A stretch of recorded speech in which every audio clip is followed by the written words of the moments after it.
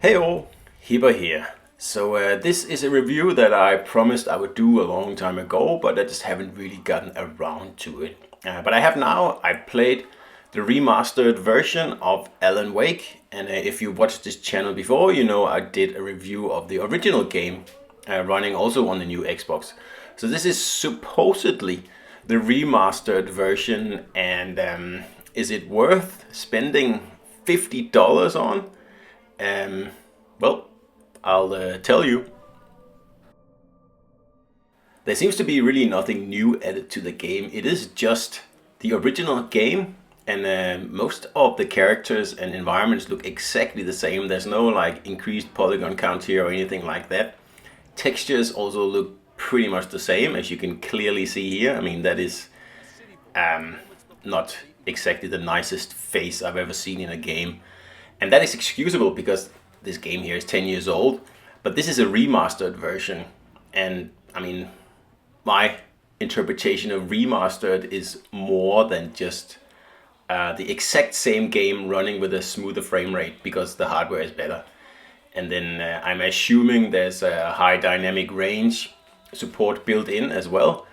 Other than that, I'm having a really hard time distinguishing this game from the original on Xbox back in the day, like 10 years ago or whatever it was.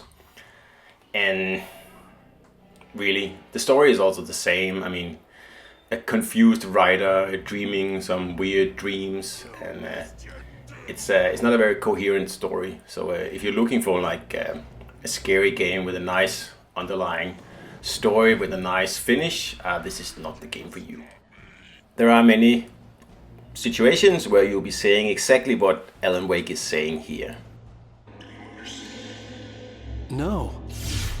10 years or so ago when this game came out, the lighting effects here were quite amazing for the time actually, and they still look good, but really I expected more from this remaster here. I thought they would really turn the high dynamic range stuff up and give us some really spectacular effects, and they didn't really do that. I mean, it looks pretty much the same as the original Xbox game, which you can buy used for like $1 around here at least.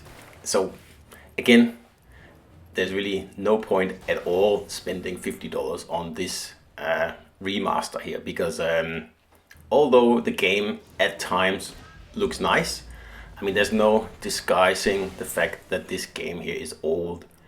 The character models are blocky, the animations are, you know, kind of old school.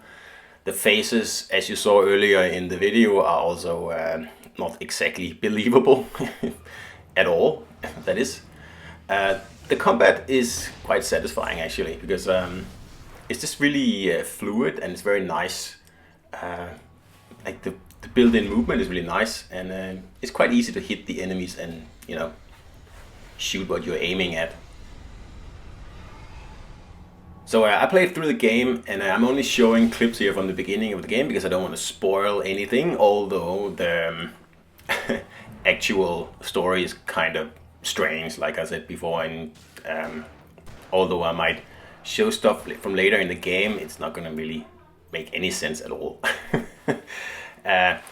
So no, do not buy this game. And if you already bought it, I highly suggest you get a refund. That's what I did. I was very disappointed in this remaster here, and not just the fact that it is a remaster that might as well just been a small patch to the original game to you know, support high dynamic range. That's about it. There's also a lot of weird graphical errors here, like for example in this garden here. I mean, what is that? How did a game get through testing with a massive error like this? And that's not the only error in the game. So it seems like a bit of a rushed cash in on an old franchise that really I cannot recommend to anyone, to be honest. If you have the original game, that's great, stick with that. There is absolutely no reason to buy this remaster here at all. So hope you enjoyed it, and I'll see you out there.